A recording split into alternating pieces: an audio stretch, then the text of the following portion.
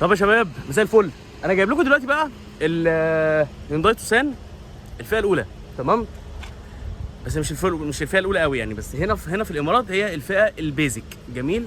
فتعالوا افرجكم عليها عشان العربيه دي سعرها حلو، تنزل مصر معاقين، مبادره، ملك اول، زي ما انت عايز. موديل 23 اللون الجنزاري، وموجود كل الالوان يعني، تمام؟ بس اللي انا اصورها دلوقتي اللون الجنزاري.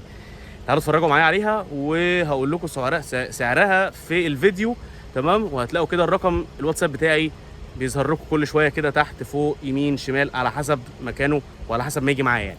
ماشي، تعالوا اتفرجوا على العربيه اهي. دي العربيه الهيونداي التوسان اللي هي هنا الفئه البيزك، تمام؟ ما فيهاش طبعا حساسات.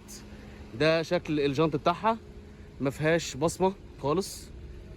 اعمل لكم بس زوم اوت عشان تشوفوا المنظر على طبيعته اهي. وما فيها حساسات خلفيه، فيها حساسات خلفيه وفيها كمان كاميرا خلفيه. وده كده شكل العربيه، اللون الجنزاري الحلو ده اهي العربيه كلها. تعالوا كده نتفرج عليها من جوه ونعرف ايه الاوبشنات بتاعتها. نتفرج بس كده ايه على الشنطه. طبعا الشنطه مش كهرباء، وفيها البتاع ده. ماشي، نقفل الشنطه. نتفرج على العربيه. العربيه هنا جايه لونين. ده شكل الفرش بتاعها، الفرش قماش مش جلد. فيها البتاعه دي اهي. تعالوا كده، ما فيهاش بصمه اهي. العربيه اهي، كراسي قماش، مش كهرباء خالص. فيها طبعا نظام الاي اس بي، ثبات الكتروني. العدادات عاديه مش ديجيتال. فيها طبعا كاميرا خلفيه وحساسات، وفيها الشاشه الرئيسيه بتاعتها. طبعا مش الفئه الاولى عندنا خالص.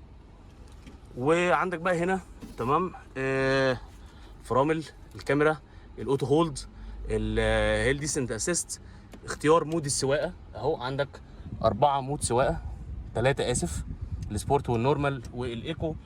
وفي كمان الاوتو ستارت ستوب عشان لما تقف في زحمه كتير، تمام، تعمل البتاعه دي. في عندك بقى 2 يو اس بي هنا اهو، تمام. وال الكهرباء ال 12 فولت. المرايات بتاعتها عاديه، مفيهاش فتحه سقف، فيها اضاءه في النص وقدام.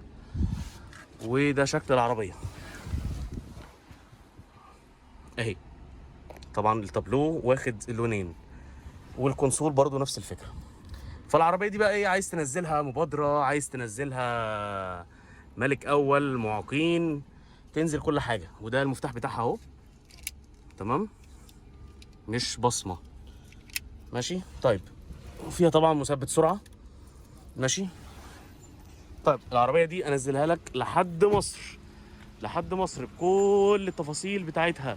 وانت بقى تشوف هتدفع جمارك ولا عايز تعمل لها ايه بالظبط. العربيه دي هتبقى تمنها يا اما مليون جنيه مصري، يا اما تدفع لي 90,000 درهم. شوف اللي انت عايزه. عندك ده وعندك ده. انا بجيب الدرهم غالي، فبالتالي انا حاسبها بالغالي. هتعرف انت تجيب درهم، تمام، وزي الفل. فعندك السعرين، يا اما مليون جنيه يا اما 90,000 درهم اماراتي، شامل الشحن وكل حاجه يعني. انا اوصلها لك لحد المينا، وانت بعد كده يا اما تدفع الجمارك، يا اما يكون معاك مبادره، يا اما يكون معاك جواب معاقين وتدفع 3%. هيبقى حوالي 50-60 الف جنيه لو انت هتجيبها على نظام المعاقين. بس كده، تمام. واستنوا ان شاء الله العربيات الجايه. وايه رايكم في العربيه دي؟ واللي عايزها يتواصل معايا على الرقم اللي موجود على الفيديو. هيطلع بقى يمين، شمال، فوق، تحت، على حسب ما اعرف اظبط المكان بتاعه على الفيديو يعني. تمام، اشوفكم ان شاء الله في عربيه تانيه. شكرا ليكم.